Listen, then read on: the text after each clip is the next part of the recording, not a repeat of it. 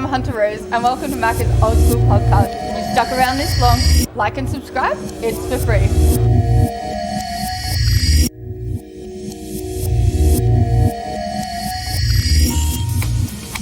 G'day swingers and welcome. It is Monday, May the 6th. Happy birthday to my belated grandmother. We are here on location at overcast, windy, rainy downtown Gladesville. Today we have the co-host John Kelly. Good morning, John. Good morning, Macca, and great to be here again. Thanks, mate. He's always with us. He's a bloody champion. We've got two guests which we're waiting their arrival now. Victorian boys today, the Victorian Chapter we call it, and we're here grandstanding here we are, swingers. So we'll be talking to them very shortly. One is he's been on before. We'll save it for you. It's a part two, isn't it, John? He's a interesting bloke. Yeah, very well known guy, and I knew him down in Pentridge, and I've met him a few times, and I was actually going to write a book about him, but that didn't come through. But I think that he'll do a great interview today. Yeah, mate, he's a bloody interesting guy. And a second guest, so there'll be two of them, John. Well, a second guest I've never met, but he looks very interesting. I've never met him either, but he's got a lot of interesting stories. So swingers, we'll be back as soon as the guests arrive. As I said, it's episode 41. Thank you, everyone, for the support. We're approaching 91,000 views. And like and subscribe, please. And 696, nearly 700 subscribers, John. Nearly so, and I think we should say too, while we got this chance, 6th of May, that Happy Mother's Day for all your mothers out there on next Sunday. Yeah, absolutely. Happy Mother's Day. So anyway, thanks very much, swingers. We'll return shortly with our guests. Cheers. G'day, swingers, and welcome back. Episode 41. Our guests have arrived. John's here, as you know. John Killick. We have also Mr. Romper Stomper, Andrew Kirby, one of the Victorian boys. Hi guys. And Brooksy behind me, another one of the Victorian boys. And introducing as well, Kaos, swingers. We got Kaos here. He's a little fucking champion, isn't he? Mate, he's half staffy, you can see it. Mate, he's an absolute little fucking champion. He's cheeky. Mate, these two characters here, they've got heaps of stories. We did a part one with Andrew before, about 5 months back. So we'll kick off. John, do you want to kick off? Sure. They've both got really interesting stories, swingers. So, Andrew, we'll kick off with you first if you want, mate. Right. We left you, we've done a bit on Pentridge, H Division. We've done a bit on Dane, and you fucking threw some hot water in the cunt's face and stuff like that. So, mate, if you want to kick off a bit from there, where was your next stop? You've been to a few places? Yeah, I've been to Outlaw in South John. Australia. I've been to Brisbane, Woodford, up and down there, and obviously Melbourne. Yep. And, I just sort of wanted to touch on why I was so loose for so long, that, I couldn't get my shit together. Yeah. Really, and... what was that, mate? You were just all over the shop at that time. As a young fella and growing up, I couldn't put anything together in my head. I knew what wrong and right was, but I couldn't sort of put it together to make something positive or anything like that. Yeah. And so, just... Easily led. Well, can I know... Yeah, dive in, mate, any time. I know your story pretty well. We're actually going to do a book, I might say.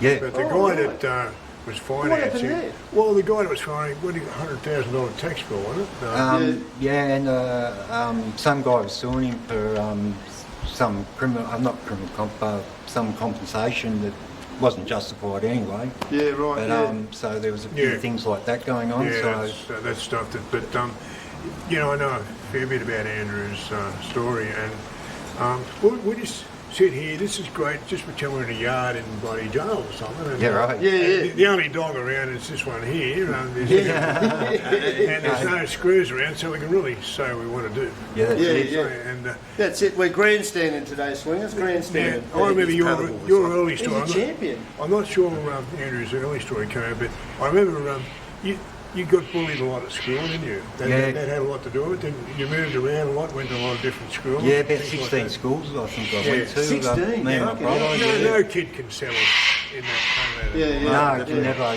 Couldn't settle. You couldn't.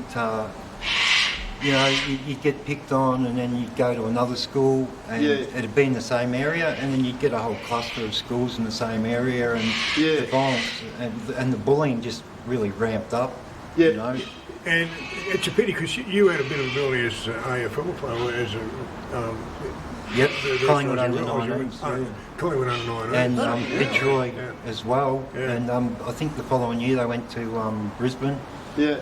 And they just said no go. Sort of lost chances because they kept moving around, didn't you? And kept moving one. But when you're like that too, you're sort of looking for something, aren't you? Looking for some guidance or whatever, no whatever roots. group. It's got no roots. Yeah, that's right. And so, and then along came the skins and things like that. And you make mates, and then they're gone, aren't they? The mates are gone, and look, I think I know a few people have done that, and it's always gone that way that they finish up getting in trouble because they just there's no roots and they haven't got that stability. Yeah, no, there's no foundation. There's no stability. Yeah. So he was easy. You were easy pickings, really, Easy target, when you joined those guys. Yes and no.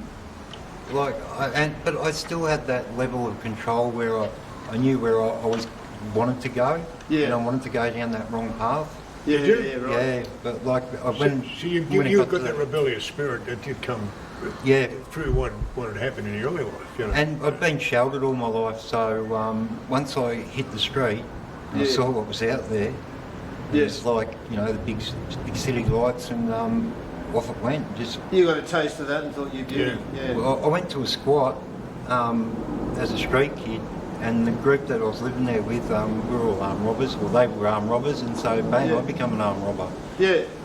You've looked and thought they're doing all right. Yeah, the cafes loved me. They used to think I was a really good kid. They get me running errands up and down Fitzroy Street. And, you know, when Chopper Reed and Dennis Allen were on the street back then, you know, so there's nothing to see them. Yeah, you were in with Chopper, weren't you? Yeah, I was in H. But let us know, when you went into jail, I remember you were picked on straight away, weren't you? Yeah, first day. Yeah, first day. Yeah. So tell them what happened there.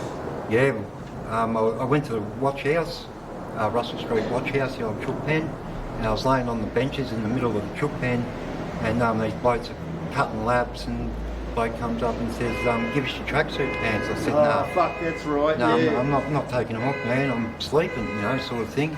Yeah. And someone's just stealing the car, it's all right. Yeah. But and he kept niggling me, and he was acting like a hero, you know, as they do. They get loud in front of their mates, Yeah, they do. Yeah. carrying on the banter, and I'm just like, no, fuck off, just leave me alone. Yeah. And he goes, you know, wait till you get to Pentridge, you know, you're going to get bashed, you're going to get raped.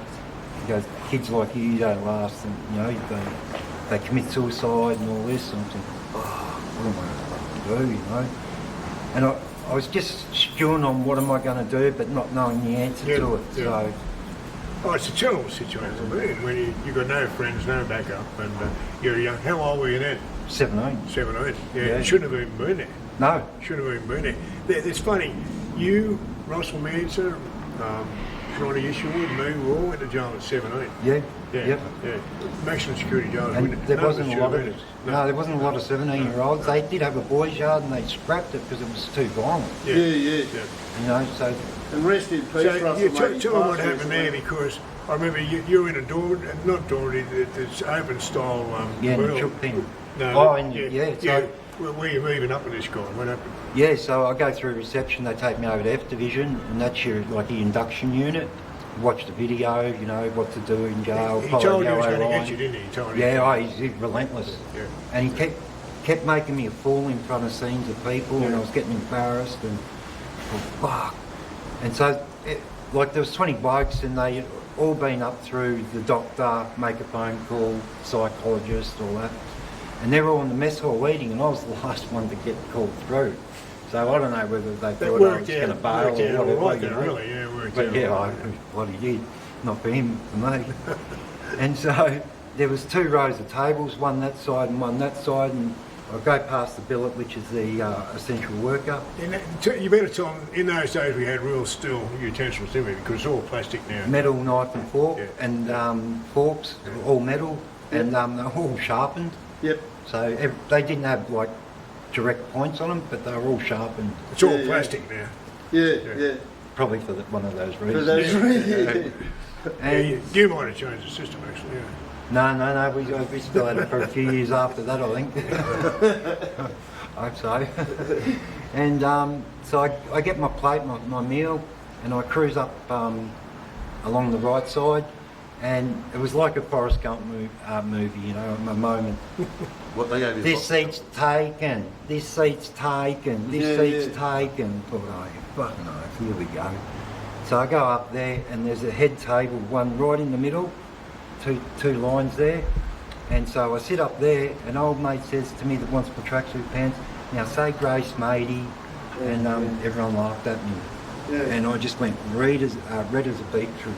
And Just fucking embarrassing, man. Yeah. so I thought, what am I going to do? I know what I'm going to All fucking these do. mates are doing. Yeah. Yeah, I thought, what am I going to fucking do? This has come down to the crunch, you know? I know what I'm going to fucking do. Yeah, Just smashed my meal down real quick, boom, boom, boom, boom. Got up before everyone else, headed down the other side, down towards scullery, to put my knife and fork in the bucket, and just plunged it straight in his neck. Just went bang, just hit him in the neck, and he started pumping him as hard as I could. I'm 17-year-old. I'm not saying I was a bit, but I was no boxer. You know what I mean? But see, people listen to You're this. tall and lean and pretty quick. You know, but people listening to this just can't conceive this sort of thing. They've never had this sort of, been in this sort of situation, most people. And It was a do or die. It's something straight out of a movie. Yeah. They see it in a movie, but here's a guy where it actually happened. Yeah, that's right. Yeah, and and how he did said it go, mate? The screws all over you and Yeah, well, you know, he was sort of trying to make a recovery up onto his feet, and I just kept pumping him, you know. And And you've held your breath. The You've said, screws. righto, yeah, I'm making a stand. Oh, Yeah. I had no choice. You had no choice, yeah. What did his mates do? Did they do anything at all? no, everyone just sat there, and the screws just come from nowhere. So I don't even know how they muster up so many screws so quick. But They're always ready. They're always ready for trouble. Aren't they? yeah, you know, and about 5, 6, you know, big screws. And they were all ex-navy and military and all that sort of thing back then. Just bang, just like they just body hit you, bang, and down we went, and they were on top, and you can't breathe Stack and all that on, sort of shit, you know. And then, you know, they get you in the rear locks and stuff like that. Fucked all my joints up, my knees, my legs, hips, shoulders. Squishing They your all head into pop the out, fucking, yeah. you know. You But, didn't go to, they had a punishment in H division. You didn't go to H for that though, did you? Yeah. Did you go to H for that one? Yeah, so what they did, Tell them about H, they ripped me over to D division first and put me in the solitary cell down there, the observation cell. Right. And the screw says, what's all that about, young kid? I said, fuck off, just leave me alone. They went, oh, tough guy, eh? So they've just come in and pumped me again, you know. And then they've got a divisional van and put me in a divisional van and taken me over to the Pentridge side, over to H division, where they stripped me naked, yelling, screaming, carrying on. Bash me nuts and stuff with the bat. As soon as you get there, that's it. That's what I do. Oh yeah. And it just takes the wind out of you. You got a pain in your guts, and while you're doubled up and over and that, you're just like boom, fuck you, boom, boom. You know, just feeding it to you. And they did that. They fed it to me for a little bit, and then they took me up into a cell, and said, see how you go after this. You know, sort of that sort of language. I can't remember word for word what they said.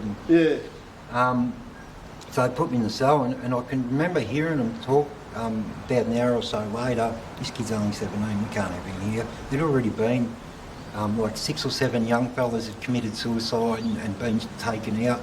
That's fucking wrong, isn't it? I mean, you know. Given a razor blade. This was condoned by the authorities. They knew it was always going on. Yep. Wrong, mate. And that's where the buck stops, not with the people administering the bashings, but the people that knew about it and let it go, the government and the higher officials who knew it, and the governor and all those. But it still went on. It was on. It was originally they put it there for a bloke called O'Malley. You know, they gave him hell, and it was really tough, and they just allowed it to go on. And when they had a Royal Commission actually, it was a whitewash. They wouldn't let people testify back further than 1970, and all the heavy stuff really happened before that. You know. Oh, I'd have no doubt. Yeah, no doubt at all. Well, you know, I remember the stories that went around, and I'm 100% sure they're true. That They are. They were giving a razor blade to the young kids and saying, slash up or we're going to murder you. Yeah. And so they'd slash up or try and, you know, take it on and get knocked. So, you know, bodies went out. Yeah. And I thought, fuck, I'm not going to be on them kids, what the fuck, you know. Yeah. And Press on, mate. Yeah. so they come back, and then they eventually moved me over to the BMU, which was in B Division. So you got the left side, which was the slot, BMU. The middle was Main Street. Do you know what year this was? This was 1990, 89, 90. Right. Yeah. And they the right side was women's or protection. Yep. So I went on the BMU and on the regime and whatnot. First of all, you go on LOPs and then you go on management. So I was there for about 4 to 6 months, and then they put me out in the yards, and a couple of blokes come and confronted me straight away and said, you know, were you that young kid that stabbed old mate? And I said, well, I didn't know what to say, so I just thought maybe I was, maybe I wasn't, you know. And I said, I've heard you said yes and that. And they said, well, you're a good kid, you know, you did what you needed to do. You stood up. Now, we've got to interview Brooksy in a minute, but the thing is, we'll come back to you later, but what happened there and that early stuff, you know, don't swear. And similar with Russell as well, similar stuff, isn't it? Yeah. So this has had an influence on your late life, because you ran wild for a while even after that, didn't you? When did you actually decide to come good? When I was about 46, 47. So it took a while, didn't it?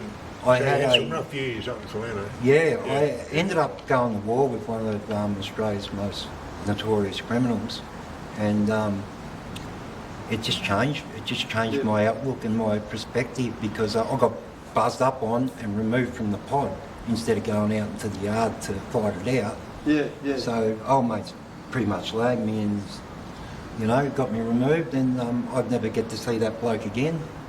So, but I thought, look, if Australia's top criminals are doing that, Key 4, another one, witnessing gangland murders and stuff like that, people are doing that. Who was I looking up to? Nobody. It was all fraud. My whole life was a fraud. So that's it. The criminal ethics code, I think, is long gone. Long gone. Long gone, yeah. But we'll come back. But you want to talk to Brooksy? We'll switch over. We've got Brooksy here as well. Another one of the Victorian boys. I lived in Victoria in my 20s, but I'm from New South Wales. Yeah. Originally New South Wales, swingers. And mate, we'll have a bit of a chat to you, mate. You were involved in a couple of bike clubs, and you've been involved in a couple of prisons. I'll go back to my start. Please give us your story. I was introduced to the police. That's Kaos. I was introduced to the police in the cells in the middle of the night when I was 14. Yeah, right. I was asleep in my bed, in my pyjamas. I was a good kid. This is in Sydney, mate. This is in Maitland. Yeah, right. And my mum rang the cops on me. Back then, it doesn't exist no more. There was a charge called uncontrollable child, which was a social welfare complaint. But you end up in places like Warramai, Penang, stuff like that. Penang, so my opening account was 14. Cops ripped me out of my bed, handcuffed me, took me to Maitland, to the old Maitland police station. You're fucking 14. They threw me in the cell with an adult prisoner. Yeah. They threw me with an old Curry fella. I still remember his name. I think it was Cedric. He's a good old fella though. He's all right. Well, he wasn't that old, probably. He was probably about 28, 30. I was 14. I remember he gave me a black and white cigarette. He goes, turn the telly on if you want there, bro. And it was just the telly drawn on the wall. Oh, right, yeah. But I copped it over there. Like, I don't know what they were doing, throwing me in with an adult, trying to scare me. But when he went, they should be sacked doing stuff like that. It's fucking disgraceful. Totally 14, 17. Totally Fuck, mate. You know? And the way they treated me, like they had the old half hats. It's like dungeons, Maitland cells there. I asked for some water. I asked for some water, and he just threw the cup in at me, and all the water went all over the floor. Yeah, it was, You would have been shitting, and the thing is, you've got to look like you're not shitting, you know, and you're fucking shitting. Anyone that says they wouldn't is a liar. But I was a good kid, and you know what? I played footy. I was just a knockabout kid. Yep. Worst things we probably done was rock brews and that. Yeah, This uncontrollable yeah, thing was bullshit then. From there, I ended up down Warramite, which is juvie. From Rock and Brews, I was in there. There was a bloke in there. People around Newcastle know his name was Big Bird. He chopped his old man's head off with an axe. There was armed robbers there. There was some kid in there that set fire to a Boy Scout camp while they were in the tents. A bloke called come through there, Joey Weston, come through. He strangled a lady at Broadmeadow and stabbed her when she was dead. They had sex with her and killed a dog. Oh, fucking hell. He ended up getting life.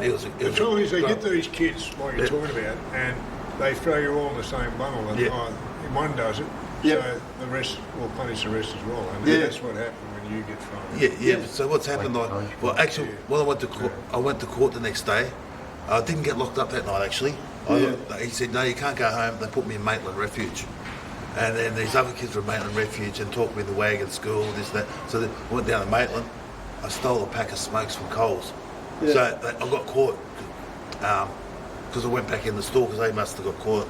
I got dragged back to the Maitland court. Oh, no, you can't go nowhere. You're going. That's what they sent me to Warramite. So my first charge was criminal charge, steal the pack of smokes, and they were like $1.20 in those days.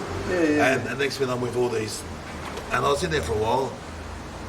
I come out, I went through the refuge system, then I went into Catholic care, then I've got a similar story. Like I had spoken to Russell, the fact I had that institutionalised sexual abuse through the Catholic care in Newcastle. And that took an effect on my life, and I lost it. So I swore I'm not going back to lock up, but I ended up on the street down Sydney. I was on the streets of King's Cross. Did you turn to drugs at all?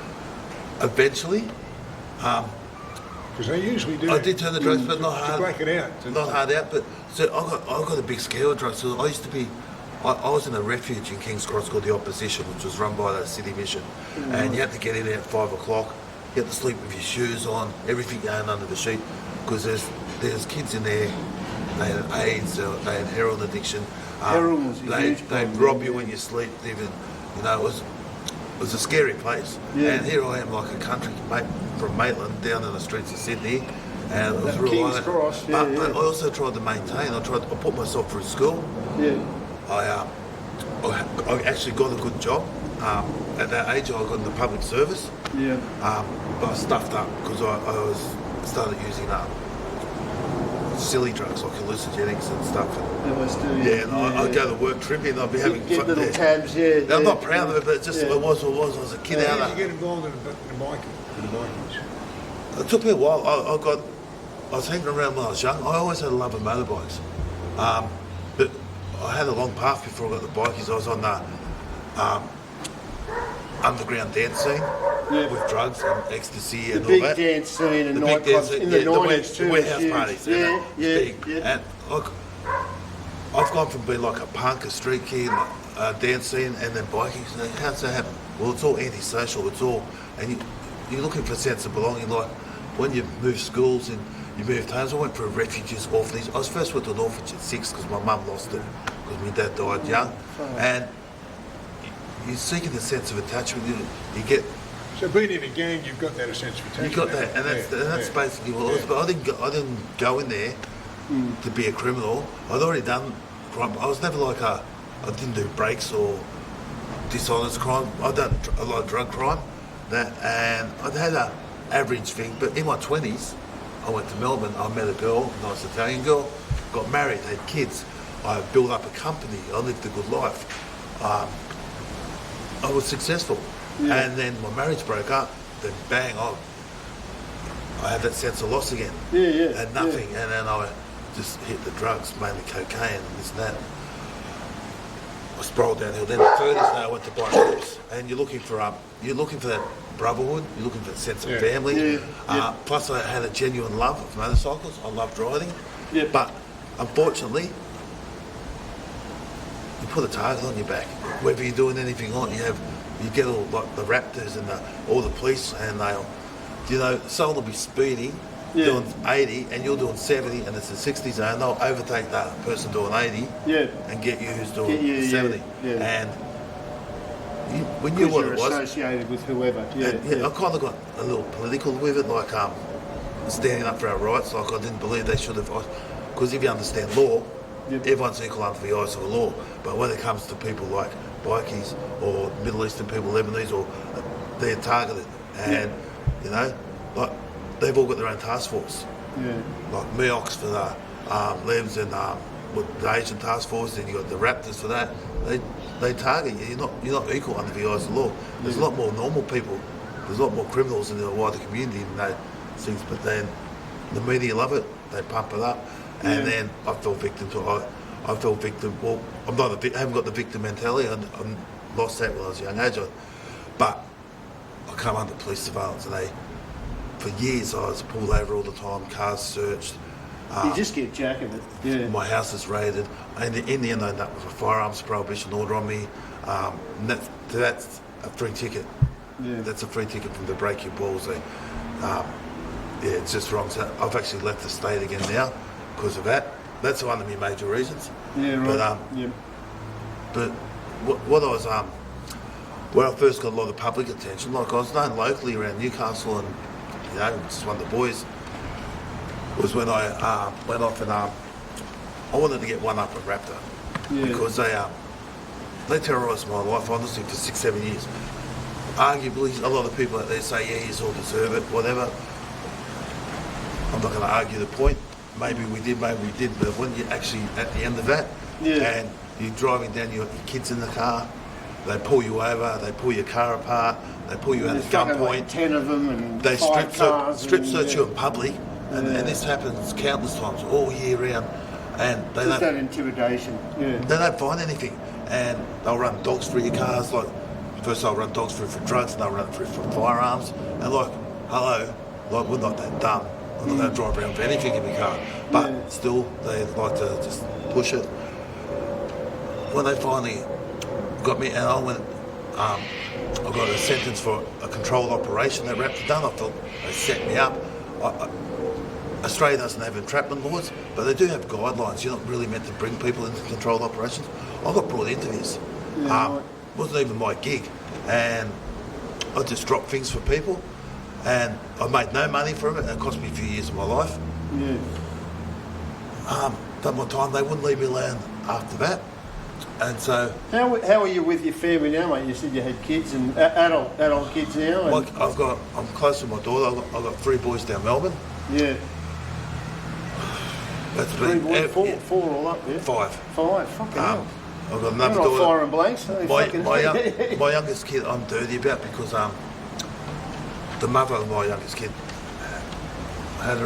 went in labour, walked out the hospital and left her there. And so I left Sydney and flew back up to come back up to Newcastle. That child was born in Tamworth Hospital. I took that kid on from day one. I sat there in the neonatal intensive care unit for 3 months till I got full custody.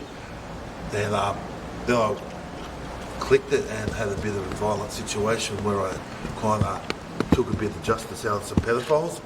And next minute, Doc said, "Oh, you're a violent person. We're taking your kid off you."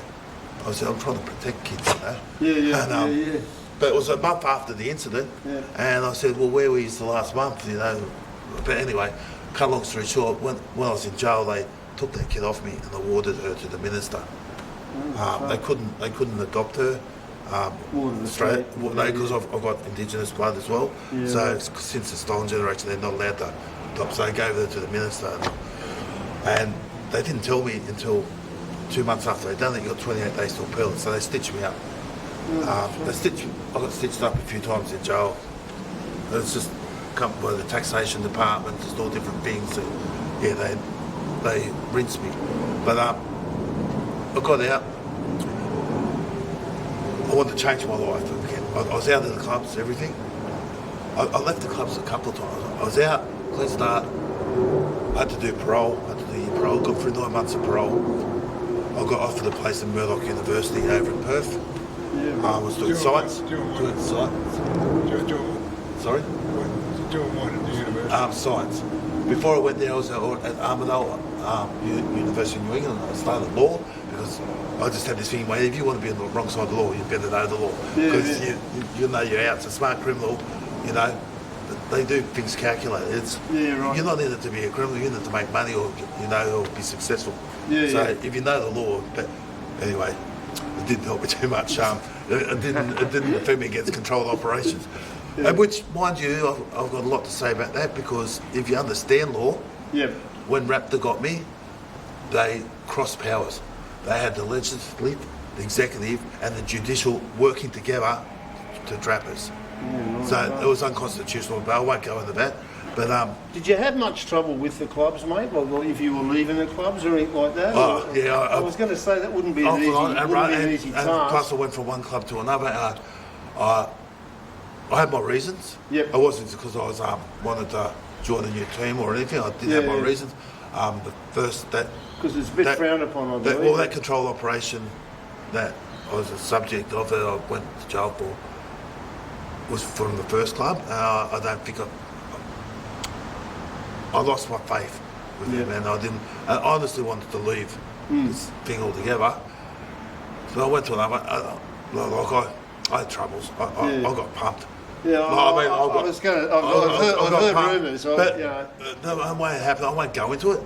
Fair enough. I won't go into it, but it was real sneaky. It was real sneaky, and wouldn't have been easy fun. I'd seen some of them in the middle of the night at Kaos in Newcastle because it's open at Market Town, and I know they shot there, but I still had to do my shot. I seen one of them in there when I was in there. I said to my mate, I was in there, listen, when we walk out, I might have problems. Piss off. Don't get involved. This is my problem. And I was seeing the mate, he's kind of nodding. I looked at him. I thought, it's on. He took off. Oh, fun. He took off, and I was surprised because he wasn't I don't know. But I did have problems, but I did have a lot of good times there too. I did have some of the rides we went on. There's a lot of good blokes in there, like really good blokes, and there's normal run-of-the-mill blokes who went. Like there was counsellors, there's social workers. There's a broad range of different occupations. Not everyone in there was a criminal. But then again, it's just like you go down to the bowling club. There's criminals in the bowling club. That's right. You know. When I grew up, you know, the bikies, there was different thing there, but most of them weren't criminals anyway. No. But they didn't. You didn't fuck with them. You didn't. You didn't. But they. We always knew. I even saw when I was younger that if one of them got into trouble, they'd help him. They'd get him out on bail. They'd help look after his family. And that was the thing that you got to admire about it, that comradeship that they knew. I think it's changed a bit with the drug scene and the different clubs fighting and all that. And being outlawed. And you know, I know guys that were doing the right thing with clubs. They've had to give it away and hand their colours in because they come down too heavy on them. So I know not everybody's doing the wrong bloody thing. No. And this blanket punishment that we've experienced, you know, it just happens and it punishes quite often the wrong people. And you got caught up in that, obviously. I got caught up amongst egos, power struggles, this, that. It was rare to see bikies in jail. Yeah, you didn't see a lot of bikes in jail. Back in the day. And if they were, no one would fuck with them too much, or No, pretty left alone? No, they would. There's only a couple of states that were bikie states, and the rest were career criminal states. Right.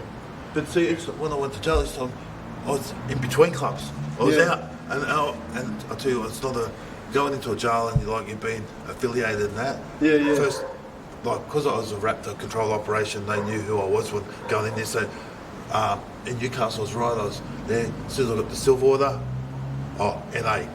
So there I'm sitting at the front, and I met a lot of big names out there at the front because in the bikie world. Some of them doing big sentences and you talk. And you get to meet people. Then even though you're networking, then they'll go to the jail that you can go to. Different clubs in New South Wales have different jails, and that changes from time to time depending on the current trends. And the media's grabbed hold of it too, haven't they? Yeah. The biking things. And once the media grabs hold of it, It sells papers. It sells papers. There's so much bullshit. The media, fucking love it. They stir so it up. much bullshit. I'm not a fan of the media. And I know firsthand the media manipulate it. Yeah. I was just saying the Curbs on the way out. I had a house raided. I had heaps of cops come in. They kept the club's name out of it. I was in it, just put a man, 40, how old was I then, 46 or 40, whatever, found with weapons, drug paraphernalia. The weapons were a spearfishing gun and kitchen knives. Nothing illegal. That's what it was, but the papers were that. The drug paraphernalia was legal chronic that was allowed because admittedly I had it there as a throw off because that explained the scales and that, but not that I was doing anything else just in case I was. But no, like I wasn't no angel. Champion. I was like just a small time hustler before all that, like just finance man party thing. But when you get to the clubs, you step up in things and that. I won't go too much, but and you don't say no. You run the ball up for the boys and that. You want to be.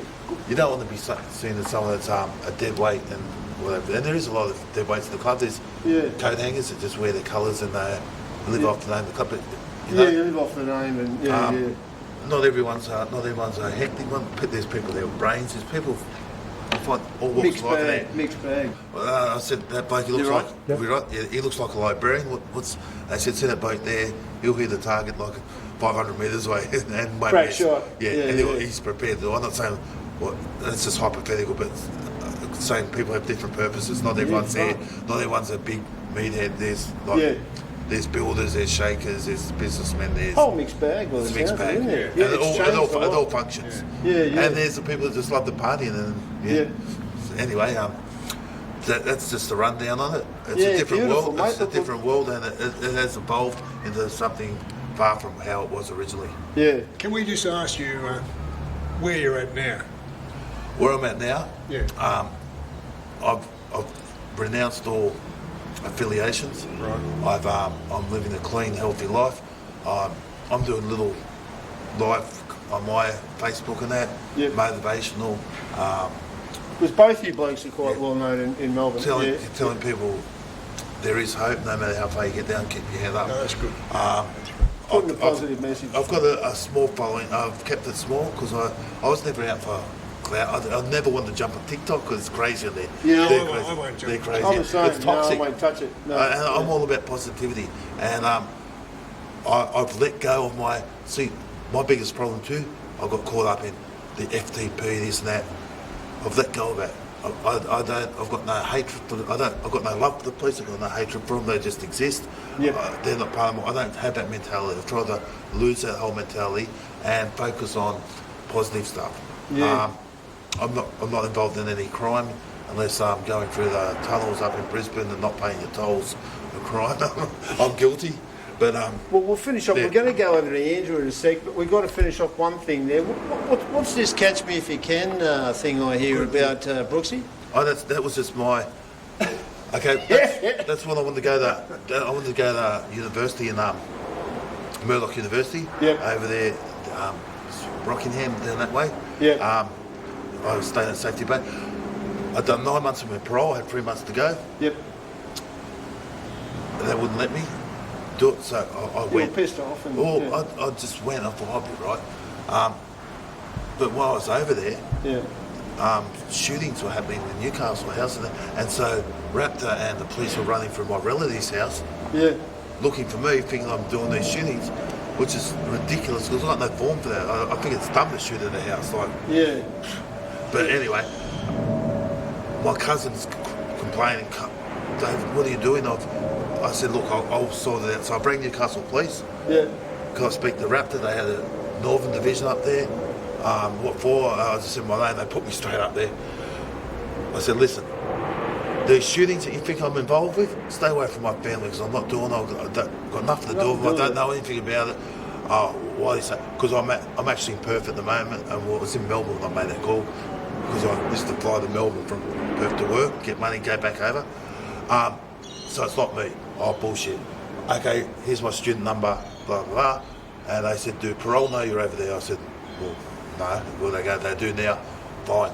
Next minute, I've got wanted pictures up on a police page on Facebook. Yeah, you're on the news, weren't you? They've got, this is how it starts. All these idiots start commenting on there, and they say, "Oh, you're a junkie, a drug addict." You know, I'm trying to change my life. Yeah. Far removed from that world, and so I started arguing with these people on the police page, and Yeah. I wanted, and I articulated my arguments. I wasn't being, I just cut them down with logic. Yeah. I remained objective. The police, with all their wisdom, one of the guy who's on their page commenting, they banned me from their page. They couldn't go with it. So that started going around Facebook, and people started inboxing me, "Oh, you're that guy." "Oh, yeah, whatever." Catch me if you can. And I thought, Did the media pounce on that, I suppose? well, first of all, I started doing my own little things. I put out things on how to do it, police, and no comment, and just little things like that. Memoirs of a wanted man, life on the run, and it started catching on. Next minute, I knew this politician, and he said, "I've got a friend in because I was trying to stand up for family rights, all this stuff. I was trying to do some good." Yeah. And he said, "I'll get you a bit of media exposure." I think it was Asher Moses from the Sydney Morning Herald. I know someone there. They'll do a little write-up on me. Okay, I've got a write-up. Front page Sydney Morning Herald the next day. Then I went to the Telegraph. Next minute, I got a phone call from Channel 9. Yeah. Fucking hell. Okay, Yeah. I thought I'll go on. But Channel 9, they cut and changed my interview and edited it. And They do, they edit the fuck out of stuff and make it all... But then I get phone calls from people who were trying to, from a guy, Arthur, who was against child abuse and this and that, and he was defending this girl that was allegedly raped by a Goulburn cop. And he said, "Can you put..." So I put the cop's detail, his picture, his phone number, and his address on my page, and called her a rapist. It just escalated. I didn't care, and I just wanted to get back at Raptor. So I kind of play role it, done a bit of... Yeah, pissed them off too. Yeah. And I was running my phone through tunnels and VPNs before that was... You couldn't get apps for it, so... Yeah. I'd also take photos at airports and that, but I'd wait till I'd already gone to fly. I was flying everywhere. I had 3 cars around, like... There's a way to fly undetected, but now with all the facial recognition and that... So it just kind of got out of hand. It did. And my plan was to end up at Ayers Rock or Uluru, go up there and say, "Guess where I am now," and get caught. I got set up before I got there in South Australia, and the rest is history. And I knew it was going to get done. I was very mindful not to get more charges along the way because I didn't want to do more time. I only had 3 months of parole to do. They chased me all over the country, left, right and centre for 3 months. It was a bit of fun. It was a bit of fun, but you made your point. Yeah, It was probably worth 3 months. It was worth it. And I didn't do it to be a smart ass or to get it there.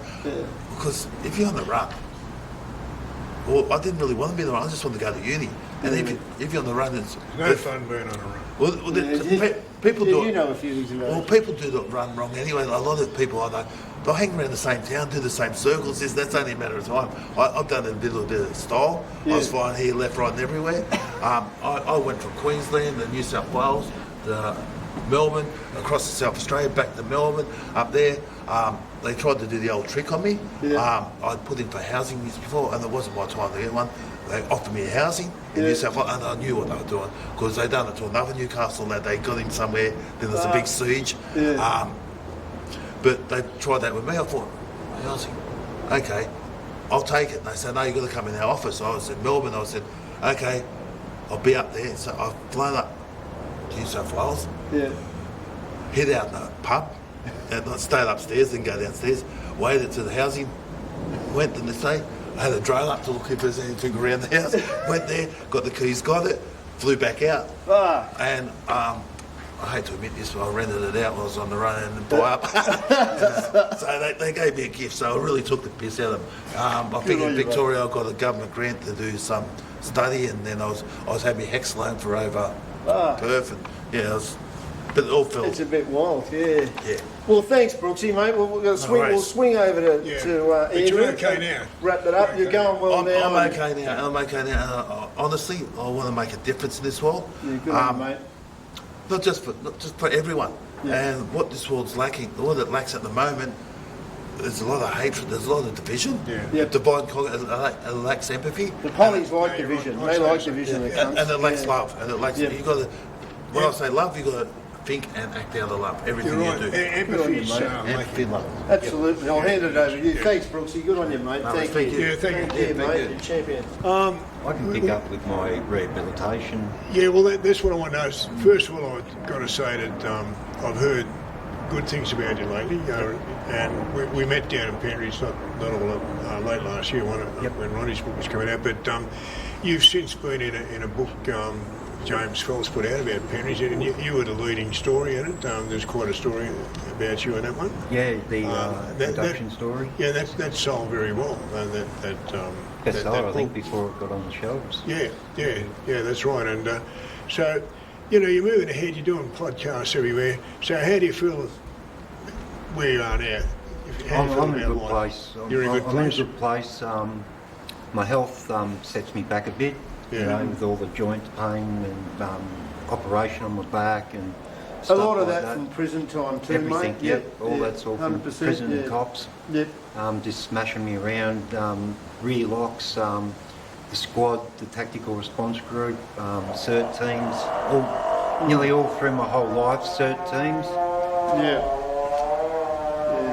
CERT teams, where you'd have one van with 7 screws in the front, you'd be in the back with 5 screws, and there'd be armed dog squad, in the 4-wheel drive behind you. Yeah. It's overkill, isn't it? It's overkill. Oh, fuck. Yeah. Hannibal Lecter didn't get that, did he? Cavalry charge, yeah. Yeah, there's a cross on the wall every 3 metres, and your head had to be on that cross every 3 metres while you were shackled, while they had you on the shoulders, pushed down to the ground, while one had you pulled down to the ground, and another by the back of the belt. I don't think people can conceive, actually, imagine this happening. And it's the greatest overkill.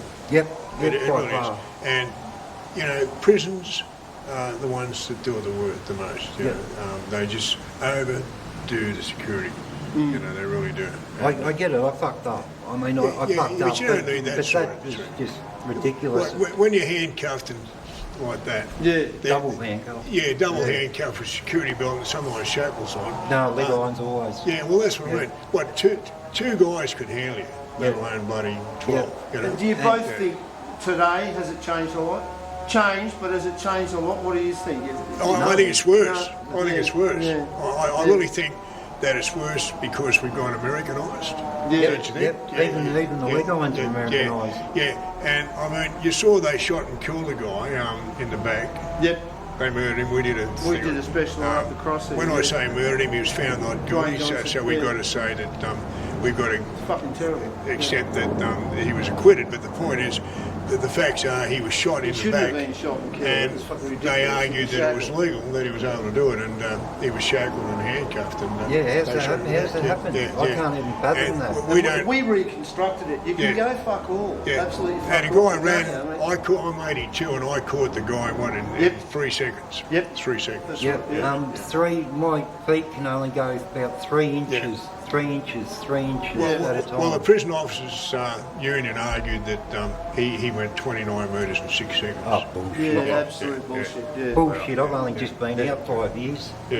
And I've done a whole lifetime of shackles. And me too. Yeah. Me too. Yeah. So we know. Absolute We bullshit. know. But That's what. it's been buried, isn't it? Yeah. It's been put away. buried, but nothing will ever happen about it. He's been acquitted.